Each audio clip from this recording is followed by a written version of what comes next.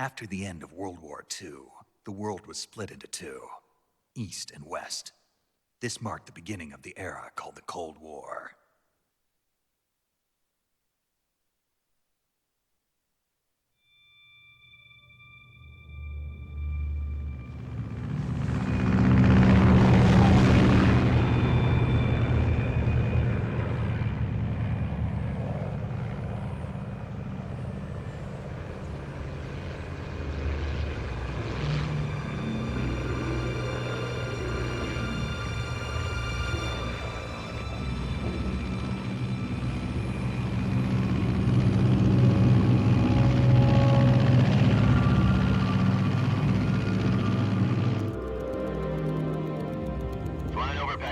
Altitude 30,000 feet. Approaching Soviet airspace. 20 minutes to drop off. Commencing internal depressurization. Equipment check. Arm main parachute. All right. You ready to go? Drop zone still showing a high pressure mass. Cav okay. Good. We've got high visibility.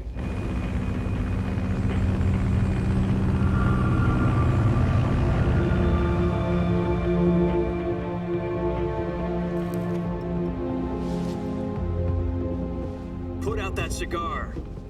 Connecting oxygen hose to interior connector. Put on your mask.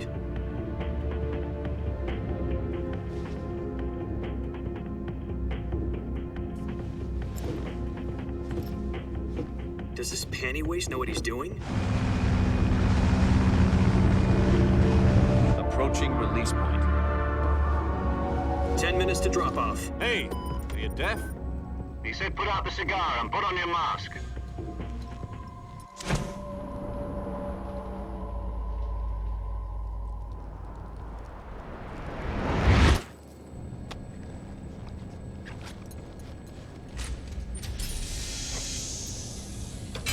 Depressurization complete. Checking oxygen supply. 6 minutes to drop off. Opening rear hatch.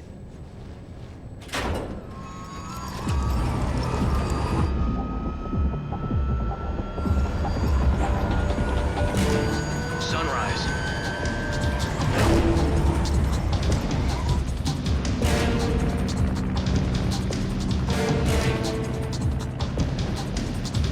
External temperature minus 46 degrees Celsius. 2 minutes to drop off. Stand up. You'll be falling at 130 miles per hour.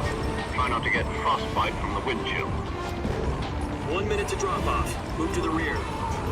Activate bailout model. This is one for the history books. The world's first halo jump. 10 seconds to drop off. Stand by. Status okay. All green. Prepare for drop off. Countdown. 5, 4, 3, 2, 1. Spread your wings And fly. God be with you.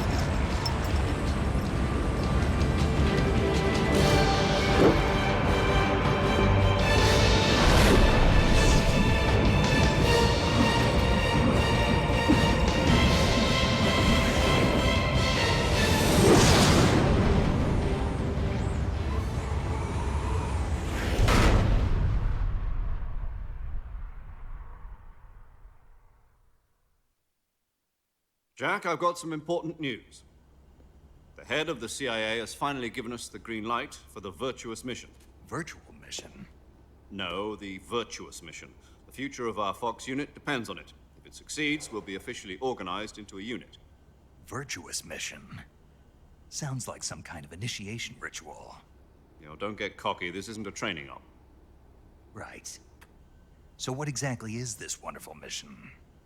Well, about 2 years ago, a certain Soviet scientist requested asylum in the West through one of our moles.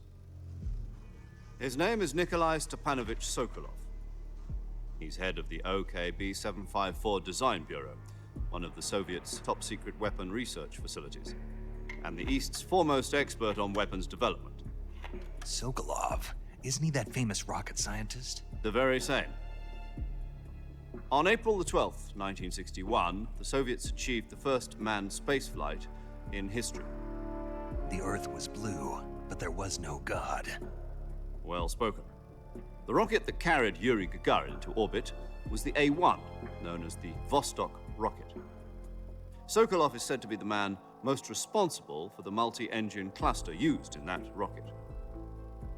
After Gagarin's flight, Sokolov left rocket development to become the head of the newly established Design Bureau.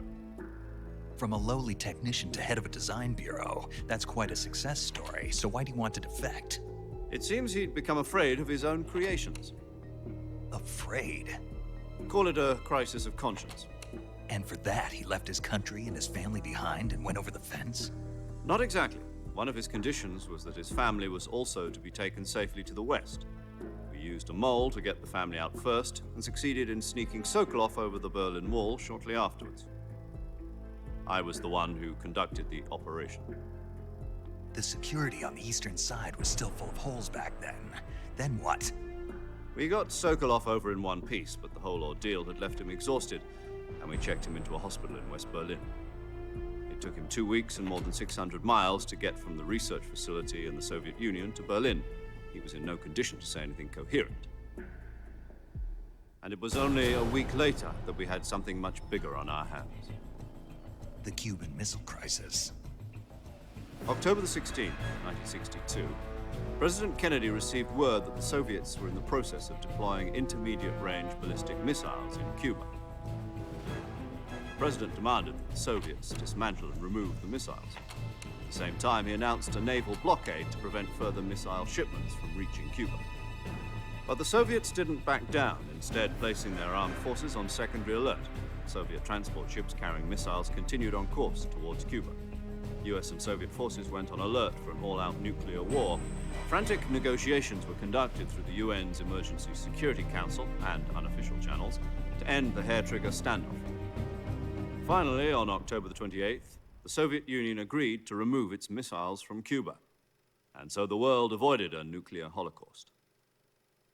But in order to get the Soviets to pull their missiles out, we had to make a deal. You mean the one where the US agreed to remove its IRBMs from Turkey? No. The Jupiter IRBMs deployed in Turkey were obsolete, and we were going to get rid of them anyway. They had no strategic value whatsoever to either the US or the Russians. The Turkey deal was a ruse, a cover story that was fed to the other intelligence agencies around the world. So what did the Russians really want? Sokolov. They wanted us to return Sokolov. You mean the Soviets pulled out of Cuba just to get their hands on Sokolov? That's right. What the hell was he working on? At the time, we had no idea. We were running out of time. It was either give up Sokolov or risk full-scale nuclear war. In the end, we had no choice. President Kennedy gave in to Khrushchev's demand. The next day, I got Sokolov out of the hospital, handing him over to agents on the eastern side. Sokolov kept on screaming, "Save me," until he disappeared from my sight. Then, a month ago, we received some new information from one of our moles. About Sokolov? Yes. He was taken back to the research facility and forced to continue working on the weapon in question under KGB supervision. What's more, it's on the verge of completion. So what kind of weapon is it? Something to do with space rockets? No, missiles. Same technology. I guess you're right. We don't know the details, but it appears to be a new kind of nuclear device. For half a year now, the Soviets have been conducting frequent nuclear tests at Semipalatinsk. Something to do with the weapon, I assume. We're talking about a secret weapon so big that Khrushchev was ready to pull out of Cuba to get it back. Is Sokolov still in the facility? No. According to our intelligence, he's in Selinoyarsk, a place in the mountains about 3 miles to the west that's known as the Virgin Cliffs. The Virgin Cliffs. Nice name for a virtuous mission. They moved him there just recently. Why? Apparently, they're conducting a field test of the weapon, but it's our best chance to get him back. This mission would never have been possible if he was still in the research facility. This is our last chance. Sokolov must have known that too when he contacted us.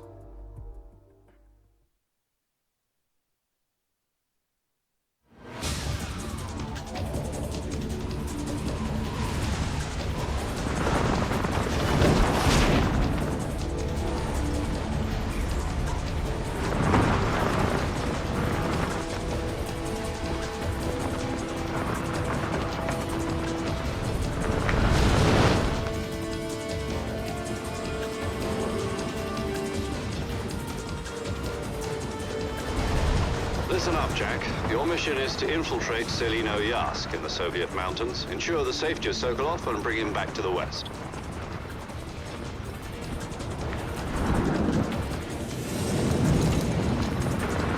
If we don't get Sokolov back before that weapon is complete, we'll be facing a major crisis. The clock is ticking.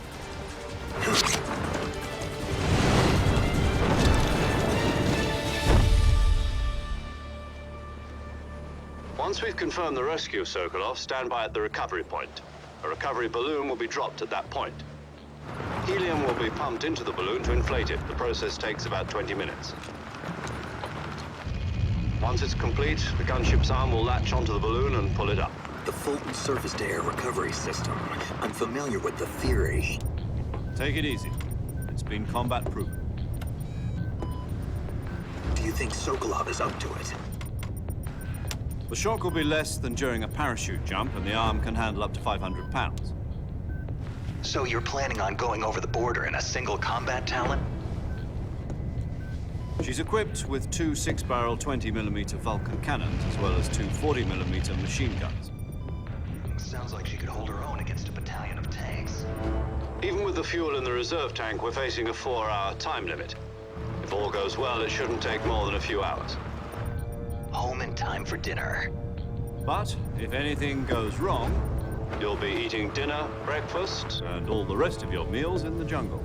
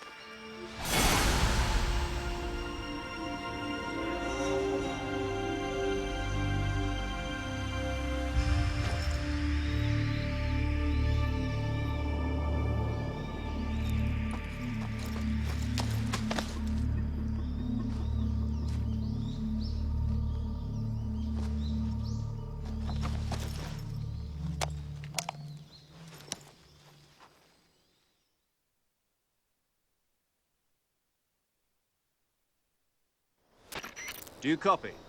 You're already in enemy territory, and somebody might be listening in. From here on out, we'll be using code names to refer to each other. Your code name for this mission will be Naked Snake. I'll be referring to you as Snake from now on. You're not to mention your real name. Snake? Oh, you don't like snakes? What do you mean? You've eaten one before, haven't you? In survival training? I'm glad to hear that. I don't know if I'd ever order one in a restaurant, but... Be careful, you might not have a choice. What about you, Major? What should I call you? Let's see. I'll be Tom. Call me Major Tom. This will be a sneaking mission. You must not be seen by the enemy. You must leave no trace of your presence. Is that clear? This kind of infiltration is the Fox unit's speciality. In other words, weapons and equipment are procured on site. That goes for food as well. You're completely naked, just as your name implies. Great. Now I see why you asked me if I like snakes. I suppose calling me Snake was your idea of a joke, too. No. There's a good reason for that. I'll tell you later when the time is right. Gotcha. Getting back to the subject, how exactly am I supposed to feed myself? You've been issued a knife and a tranquilizer gun. Use them to hunt for food. You'll also find some medical supplies in your backpack. Yeah, about the backpack. I lost it in a tree on the way down.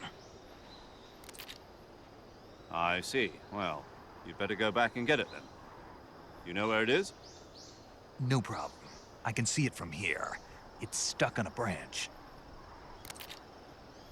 To climb a tree, stand in front of a tree that's covered in ivy and press the action button. I'll be monitoring your progress over the radio. We can't risk violating Soviet airspace, but I'll be in the gunship. My frequency is 140.85. I'll give you a call if I need to talk to you.